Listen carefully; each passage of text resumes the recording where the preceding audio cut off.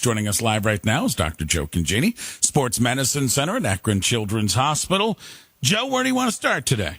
Well, Ray, I got to admit to you right out, you know all the work I've done with concussion, and we don't always talk about that on this show. We talk about so many other things in sports medicine.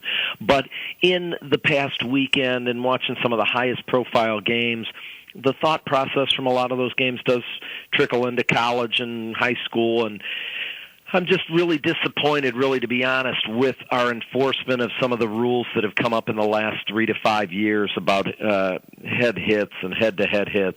And I think we're getting back to where, you know, people are literally trying to knock people out of the game, and there just isn't enough teeth in the rules the way we have it right now, and it's so obvious for everybody to see. I mean, starting right with the national championship game. Early in the game, it seemed like, we want to send a message. They come up high and, hit Deshaun Watson, and Michael Williams gets a hit. Somebody gets on TV and says, well, he turned his head at the last minute, so it wasn't the crown of the helmet. It still was a direct blow to the side of the helmet, no question. And early in that game, those guys seemed foggy to some extent. Other people would come back and say, well, look, if they came back and had great second halves.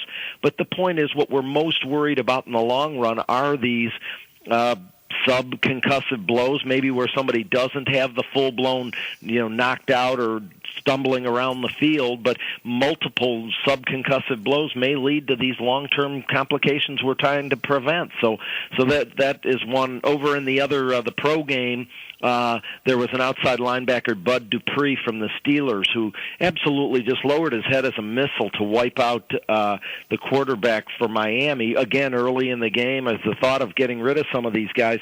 15-yard penalty. In fact, that one was 15 on both sides, so it ended up being no penalty at all. It's just not enough. We have to, if we're going to enforce these rules, we have to get people out of the game, kick them out, and that was the original intent, and now you're just not seeing that done much anymore, and I'm frustrated by that. Well, I did see in one of the college games, I think it was the Alabama-Washington game, maybe, one of the big games, that there was a spearing call in the collegiate game, and the linebacker was immediately thrown out of the game for the one team. And I think that's kind of what you're saying. If you do see those type of things, that player ejection and maybe even more, I don't know. 15 yards, definitely not enough. Right. Ejection would be the right thing. Ejection in another game missed, you'd stop seeing these things. Eventually you'd stop seeing them, but you get to bigger games, and it's difficult, and you don't want to take people off the field. But if you made a precedent for it earlier in the season, then I think the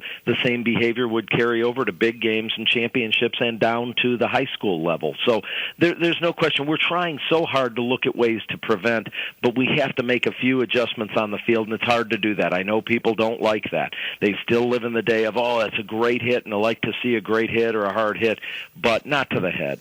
Yeah, and the other thing, too, there's really some gray area, too, in regards to the spearing and the helmet penalties, and I agree with you. I thought the Steeler guy really tried to lay out the Miami quarterback, but on the offensive side of the football, too, I think we've got to do more as far as the running backs, or the, how do I want to say, playmakers, that might be a better term, of lowering their head and driving it into the defensive players, and then you can turn around in the defensive huddle and say, hey, if he's doing that, I'm doing this. So I think something needs to be done on both sides of the football. No question. You just watch what happened in the last few weeks with football, from high school all the way through, and you say, gosh, have we really affected much change in this leading with the head, playing like a missile on both sides of the ball? And I'm just a little disappointed. I'm not sure we're making all that much progress there. In other areas, I think maybe we're making some progress, but in that area, not so much, and that's disappointing to me.